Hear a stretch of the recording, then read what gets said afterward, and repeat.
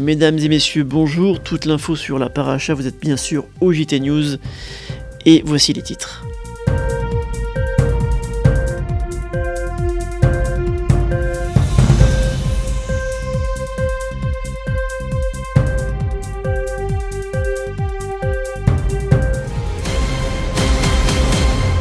Mesdames et messieurs, bonjour, c'est la paracha Vayeshev. Nous allons parler des frères de Yosef lui-même, le conflit entre eux et bien sûr pour en parler, nous allons directement voir notre envoyé spécial qui est sur place, qui est toujours sur place, le Rav Ethan Fison. Rav Fison, bonjour, est-ce que vous pouvez nous dire quelque chose ? Bah oui, bien sûr. Ok, et est-ce que vous pouvez nous en dire un peu plus ? Oui, bah écoutez, tout va bien. Bon, il commence à pleuvoir un petit peu. On se dit que pour Hanouka, les Tioulim, ça va être compliqué, mais voilà. Vous vous souvenez de moi ? Bah oui, bien évidemment. Je vous reprends. Est-ce que vous pouvez nous en dire un peu plus ? Oui, bah évidemment. Alors, on parle de Shimshon, évidemment, l'animateur du JT News. Attention, un animateur de renom à faire pâlir Jean-Pierre Foucault. La vérité, je comprends pas. La vérité, je...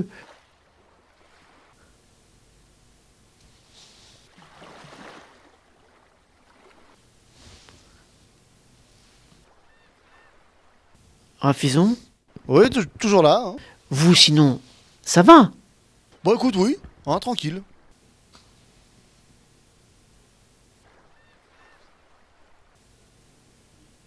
Demandez au Ravazar, hein, il pourra confirmer. Peut-être pas pour ça. Alors, qu'est-ce que vous pouvez nous dire sur cette paracha ? Ah, c'est ça que vous vouliez. Très bien. Alors écoutez-moi bien. Ce que je vais vous dire, je l'ai mûri pendant des années. Rav Fison, pardon, on vient de nous signaler justement que la Torah nous donne l'âge de Yosef. Qu'est-ce que cela veut dire ? Effectivement, la Torah nous dit que Yosef a 17 ans. C'est d'ailleurs sur ce verset que s'ouvre la paracha. Il a 17 ans. Pourquoi pas, vous me direz-vous ? Mais le fait qu'on ne nomme absolument aucun autre frère par son nom et son âge, eh bien, ça nous laisse poser la question. Pourquoi parle-t-on spécifiquement de Yosef et qu'on dit son âge ? Eh bien, cela veut nous enseigner quelque chose. On nous dit qu'il a 17 ans. Enfin, si on m'avait demandé à moi, j'aurais dit qu'il a 18 ans moins 1. Ah, vous allez me dire, les mathématiques, c'est mon domaine. Bien sûr, vous avez compris. Mais qu'est-ce que cela veut dire ? 18 ans, nous dit la Mishnah dans Pirkei Avot que c'est l'âge de la choupa. Ben Shmoneh Esrei, la choupa. Je ne dis pas qu'on doit se marier halachiquement parlant à 18 ans, mais l'idéal, c'est qu'à ce moment-là, eh bien, on est capable de prendre la responsabilité de la vie. C'est quoi se marier ? Eh bien, se marier, c'est créer la vie. À 18 ans, après que tu aies passé à 5 ans que tu as étudié la Torah écrite, qu'à 10 ans tu t'es mis dans la Mishnah, qu'à 15 ans tu t'es mis dans le Talmud, eh bien à 18 ans, tu peux prendre la responsabilité de donner la vie, c'est-à-dire de participer à la création du monde, de participer au projet divin. Le fait qu'on me dise que Yosef n'a que 17 ans, eh bien cela me montre qu'il n'y est pas encore à ce stade-là. En d'autres termes, il est jeune. Parce qu'en fait, je veux que vous compreniez une chose. Nous rentrons dans l'histoire tellement connue et tellement particulière de Yosef et ses frères. Et je me refuse de voir les frères de Yosef. On parle quand même de Réhouven, Lévi, Yehuda, Issachar, des gens extraordinaires. Je me refuse de les voir comme étant de simples Réchaïm qui ont été jaloux de leurs frères et qui l'ont jeté dans un puits. On parle ici de ce qu'on appelle dans le langage talmudique Shiftei Ya, les tribus de Dieu, ceux qui vont dévoiler non seulement l'identité d'Israël, mais la parole de Dieu dans le monde. Donc il ne s'agit pas de petits joueurs, ce sont tous des tzadikim, ce qui va nous obliger de regarder l'histoire avec de nouvelles lunettes. Peut-être qu'il ne s'agit pas de méchants face à un pauvre petit frère gentil, mais peut-être s'agit-il d'un jeune qui ne comprend pas les actions de leur frère aîné. Velo yachelo dabero, lo yachlu dabero le shalom. Ils n'ont pas pu lui parler, pas seulement en paix, mais de paix. Shalom est un des noms de Dieu qui, d'après l'enseignement de la Kabbalah, est l'un des noms les plus élevés du Créateur, puisque c'est le nom qui vient unifier toute la réalité. Il n'était pas prêt à lui parler de ce niveau-là, car peut-être que Yosef n'était pas prêt à l'entendre.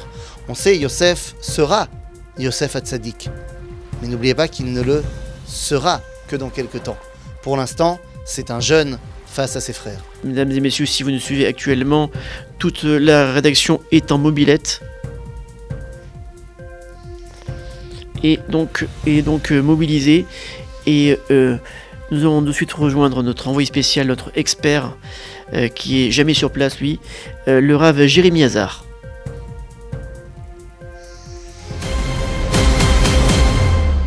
Rav Hazar, bonjour.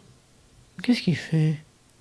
Normalement, les experts, ils ont des équipes professionnelles. Moi, je dois confirmer toutes les 20 secondes et vous m'aidez pas. Jacques, tu m'aides pas. Ah ouais, faut le dire. Vous l'avez compris en direct du JT News, l'équipe du Rav Hazar n'est pas prête. On me dit oui, on me dit non, on me dit peut-être. Allez les gars, allez Jacques, fais-moi propre là. Rav Hazar, vous êtes sur le JT News. Le JT vous parle. Oui, je confirme. Qu'est-ce que vous confirmez, Rav Hazar ? On n'a pas très bien compris. On veut simplement vous dire bonjour. Est-ce que c'est possible ? Oui, non, mais bien évidemment.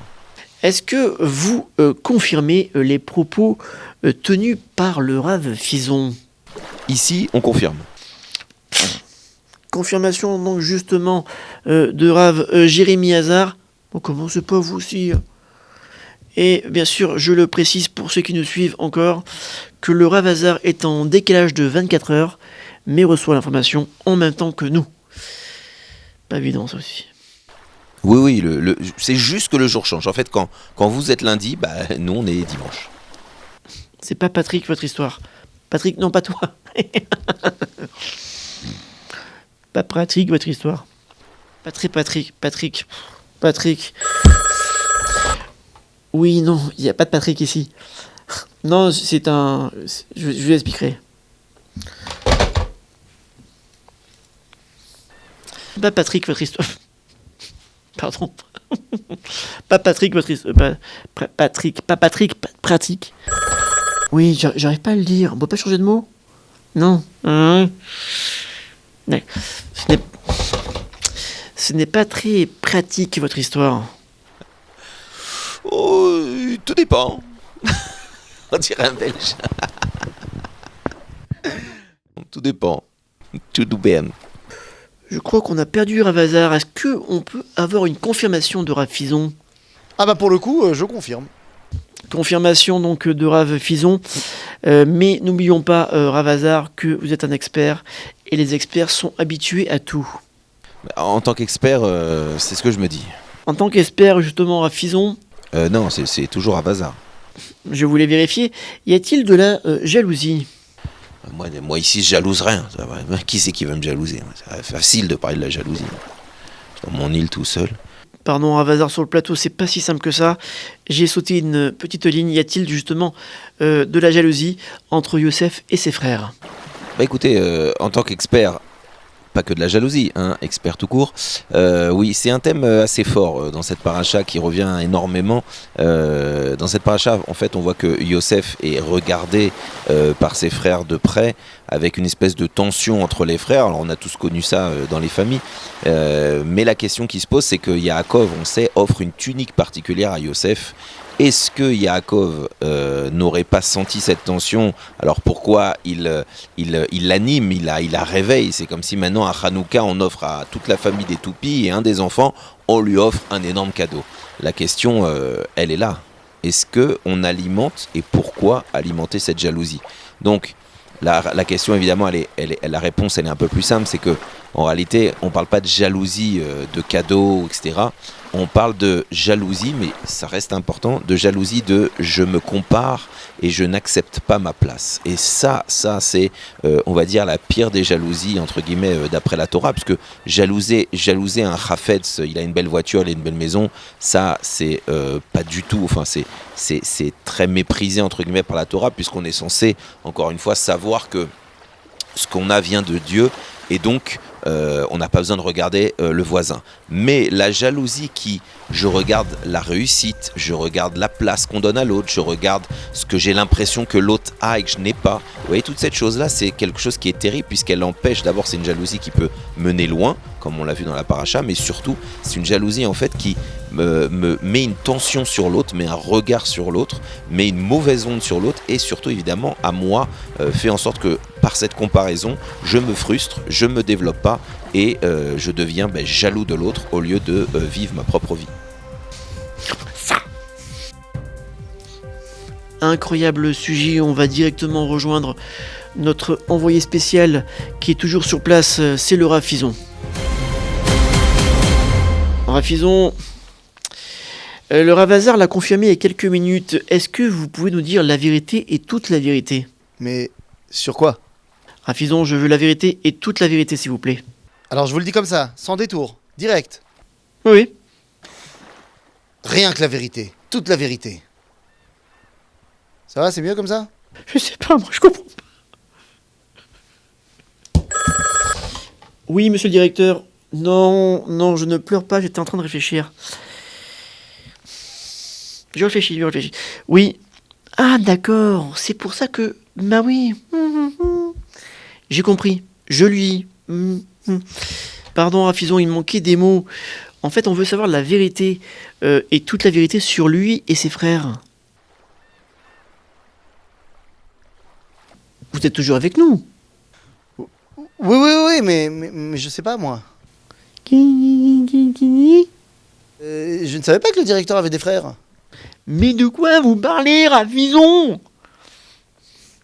Ils vont se la prendre à la folie. On veut simplement savoir le problème qu'il y a, la vérité, on va dire, entre Yosef et ses frères, non pas entre le directeur et ses frères. Ah, d'accord, bon, j'ai compris. Yosef et ses frères. Très bien, pas de problème. Je vais vous expliquer. En fait, ce n'est pas simplement un petit problème de jeunesse. Comme on a dit tout à l'heure, Yosef était jeune, certes, mais ça va beaucoup plus loin. Nous dit le texte, Vayavet dibatam ra'a el aviem, que Yosef rapportait de mauvaises paroles, la shonara, à son père sur ses frères. Mais que disait-il? Rachid nous emmène qu'il parlait et disait que ses frères transgressaient la loi de Ever Minachai. Mais quelle est cette loi? Eh bien, depuis l'époque de Noach, nous n'avons pas le droit de manger d'un animal vivant. Or, Yosef voyait ses frères abattre un animal et déguster de sa chair, de sa viande, alors que l'animal était toujours en train de bouger. Mais attendez 2 secondes, on a dit tout à l'heure, les frères de Yosef sont des tzadikim.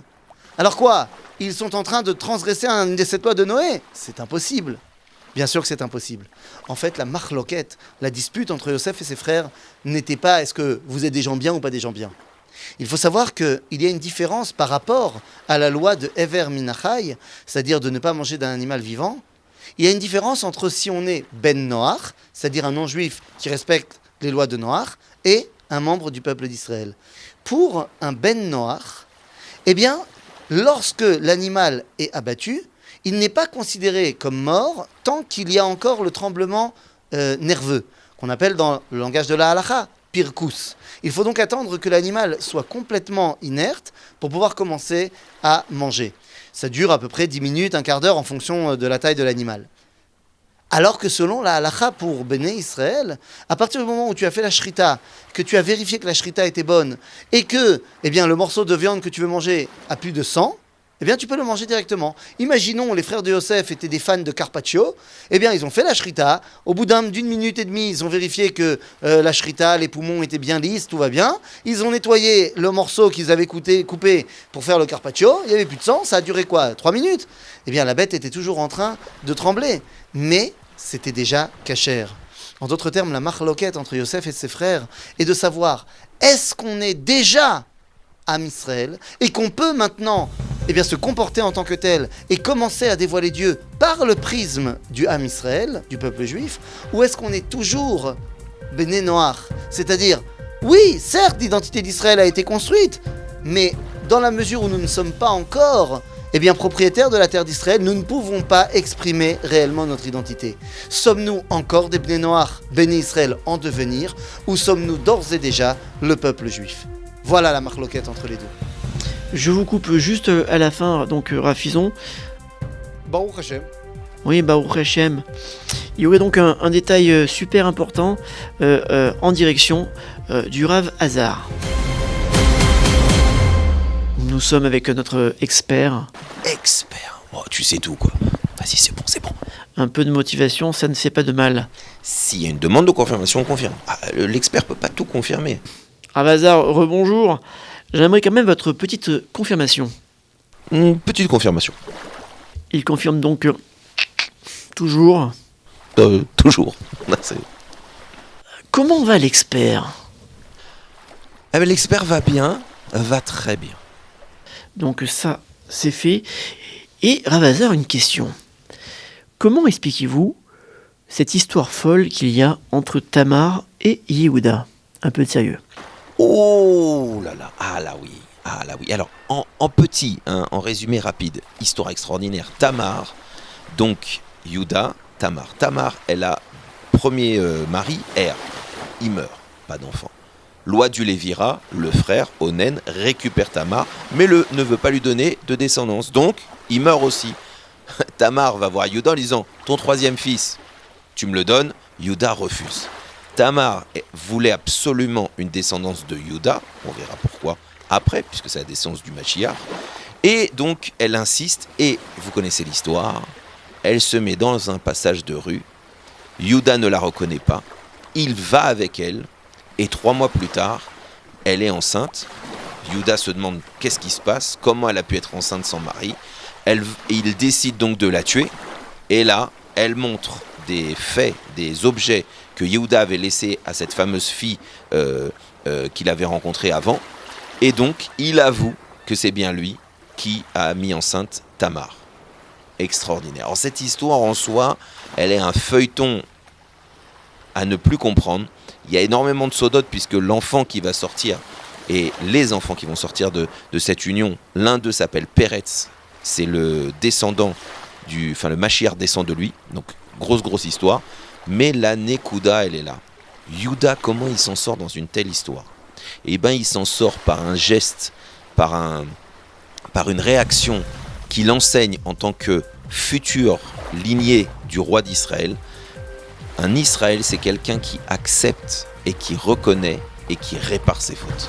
Et ça, c'est vraiment... Alors là, quand quelqu'un comme Yehuda est capable de mettre en risque sa royauté et qui nous donne Yehuda, la shon Oda, il reconnaît, il est capable d'aller jusqu'au bout, d'avouer ses fautes, quitte à prendre un risque, ça c'est un enseignement extraordinaire pour chacun de nous. Et oui, nous sommes tous en potentiel des Yehuda, c'est-à-dire des personnes qui sont prêtes à assumer leurs erreurs pour en faire une future victoire. Merci Rav Hazar, nous nous dirigeons directement vers l'info avec le Rav Fison. Rav Fison, toute la direction vous écoute, nos reporters sont sur le qui-vive et on nous apprend à l'instant que Yosef a été vendu. Exactement, c'est une catastrophe. On va en savoir bien sûr un peu plus, on vous demande simplement, Rav Fison, de ne pas vous approcher trop près de ces gens-là, parce que si vous êtes bien sûr vendu, on ne pourra pas vous racheter. Oui, non, j'ai bien compris, mais je vais être obligé de me rapprocher un petit peu au plus près de l'action pour voir ce qui s'est réellement passé. Ah, seconde. Oui, allô ? La direction ? Comment allez-vous ? Pas trop près ? Oui, mais quand même. Si je me fais capturer, pas de rachat possible. Ah oui, on est léger au niveau budget. Bon, très bien, je ferai attention. Je vous l'avais dit, Rav Fison. Alors, qui a vendu Yosef ? Ah bah vous posez la grande question. D'après ce qu'on vient de voir, l'ambiance entre Yosef et ses frères n'est pas au beau fixe. Mais on a dit tout à l'heure, ce sont des tzadikim qui parlent. Qu'est-ce qui se passe ? Il y a une marloquette entre les deux, entre Yosef et ses frères, on va dire entre Yosef et Yehuda. Mais en vérité, eh bien lorsque Yosef va rêver, car vous savez, Yosef a ses fameux rêves de Yosef, eh bien si on prend les 2 rêves de Yosef, tout le monde comprend de quoi il s'agit. Dans le premier rêve, Yosef montre que c'est lui le patron. Ça va être lui le chef, le responsable, le meler. Mais on voit également que sa domination s'opère dans le monde de l'économie, dans le monde de l'abondance matérielle. Très bien, mais quand on rajoute le deuxième rêve, où il voit les étoiles, eh bien on comprend que c'est la nuit. La nuit, dans la tradition d'Israël, c'est l'exil. En d'autres termes, les rêves de Yosef montrent que Yosef sera responsable de l'exil et qu'il en sera le patron. Face à cela, Yehuda ne peut pas rester inerte. Responsable de l'envoi du peuple juif en exil, entre parenthèses, c'est ce qui va vraiment se passer. C'est bel et bien Yosef qui va faire venir Yaakov, ses frères et toute sa famille en exil. À ce moment-là, les frères décident d'en faire un bed-din. Ils vont rendre la justice. Car celui qui est responsable de l'envoi de tout le peuple juif en exil, son din, c'est ce qu'on appelle din rodef. Et donc, on doit le condamner à mort s'il est véritablement coupable. Ainsi, les frères s'organisent en bed-din. Vayomer ish lereu. Nassi à Sanhedrin, ve'av bed-din, Shimon et Lévi. Et on va le juger. On va le juger et ils vont décider de le condamner à mort. Ce n'est pas simplement une simple crise de colère. Non, c'est totalement réfléchi. À tel point qu'ils vont même réfléchir. Réhouven va s'interposer en disant « c'est pas la peine de le tuer si on veut le tuer ». Parce qu'ils ont appris ça de papa Yaakov. Vous vous rappelez, lorsque Yaakov fuit de devant Esav, Eliphaz, le fils de Esav, vient pour le tuer. Yaakov lui dit dans le Midrash « ne me tue pas, mais prends-moi tout ce que j'ai parce qu'un pauvre, c'est comme un mort ». À ce moment-là, les frères vont faire la même chose. Ils vont débarrasser Yosef de sa tunique, de tout ce qu'il possède, et vont le jeter dans ce puits. Parce qu'un pauvre, c'est comme un mort. Et à ce moment-là, ils disent, très bien, ça ne suffit pas, il faut pouvoir réaliser les prophéties. Donc nous allons le vendre parce qu'on vient de voir une caravane d'Ismaélites arrivant de Gilad, c'est-à-dire à l'est de leur position. Eux, ils ont mis Yosef dans le puits, et ensuite ils ont été mangés.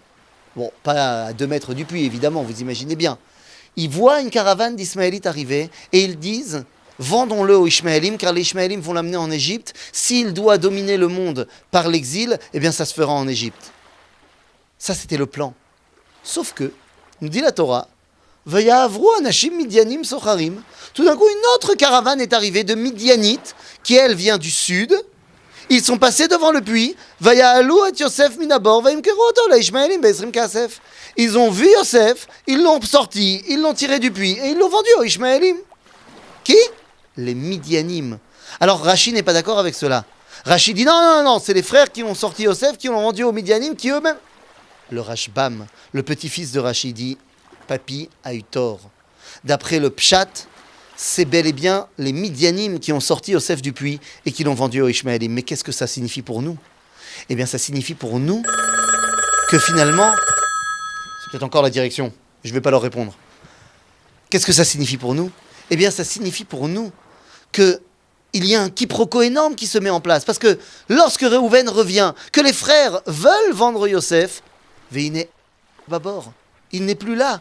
Et les frères ne savent véritablement pas ce qui leur est arrivé. Ce qui lui est arrivé, excusez-moi. Ce qui leur est arrivé à eux, dans leur plan, mais ce qui est arrivé à Yosef, ils ne le savent pas.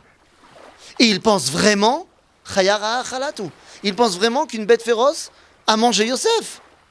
Alors certes, ils vont un petit peu faire un stratagème en mettant sa tunique dans du sang, mais c'est parce qu'ils pensent vraiment cela. D'où on le sait, eh bien plus tard, quand ils seront dans la prison égyptienne, eh bien, ils diront « Veine Damon Nidrash ». Le sang de notre frère est demandé. Mais cette formulation d'Amon Nidrash, on la retrouve dans la paracha de Noach. C'est la formule qu'utilise Dieu pour expliquer qu'est-ce qui va se passer si un animal tue un homme. Veine Damo Nidrash. Ils pensent vraiment que Yosef a été tué par une bête féroce. Yosef, lui, pense vraiment que les frères sont dans le coup de sa vente. Parce que c'est bien et bien les frères qui l'ont jeté dans le puits. Donc pour lui, les frères sont dans le coup. Commence à se mettre en place un quiproquo énorme qui va durer pendant plus de 13 ans. Eux pensent qu'il a disparu. D'ailleurs, c'est ce qu'ils disent lorsqu'ils se présentent devant Yosef en tant que Surfnat Panéach, fils roi d'Égypte. Lorsque Yosef leur demande « Vous êtes combien à la maison ?» Ils disent « Nous sommes 12 frères. Il y en a un qui est resté chez notre père. » Ils sont 10 devant lui. Il y en a un qui est resté chez notre père. Ve'echad einenu. Et il y en a un qui est mort. Ils le pensent vraiment. Ils n'ont aucune raison de mentir à Surfnat Panéach. Ils ne savent pas qui c'est. Ils pensent vraiment que Yosef est mort. Et donc, lorsque Yosef finalement se dévoile à eux, vous imaginez ? Ces 13 ans de quiproquo qui reviennent « Opa, tu n'étais pas mort ?» Et Yosef se dit « Mais alors, vous pensiez vraiment que j'étais mort ? C'est pas vous qui m'avez vendu ?» Et à ce moment-là, peut arriver le shalom. Et ça répond à une dernière question. Comment ça se fait que pendant toutes les années où il était vice-roi d'Égypte, il n'a pas envoyé un WhatsApp à Yaakov pour dire « Je vais bien, papa ?» Mais parce que son père lui avait dit « avant de partir chez ses frères, il lui avait dit « Lech tireh et shlom achecha vetashiveni davar » Va voir la paix, va faire la paix avec tes frères et tu m'enverras un message après. Yosef, tant qu'il n'a pas fait la paix avec ses frères, ne peut pas envoyer un message à papa. Mais le jour où il fera la paix, des années plus tard, la phrase d'après dans le verset, c'est « Comment va mon père ?» À ce moment-là, eh bien, la boucle est bouclée, la famille est réunie, le shalom est retrouvé et on peut se préparer à remplir notre rôle de peuple d'Israël. Rav Hazar, est-ce que vous pouvez confirmer? Jacques, tu dois comprendre, il me demande tout le temps de confirmer. Moi je veux bien, je suis un expert, c'est fait pour ça. Mais tu confirmes quand on te demande de confirmer. Bah c'est simple comme règle, non? Tu comprends pas? Confirmer oui, mais sur confirmation. Confirmation donc de Rav Hazar. Prochain point dès qu'il y a du nouveau. La rédaction et l'actualité sont nos mots d'ordre. Je vous dis donc à très bientôt et surtout Hanouka Sameach.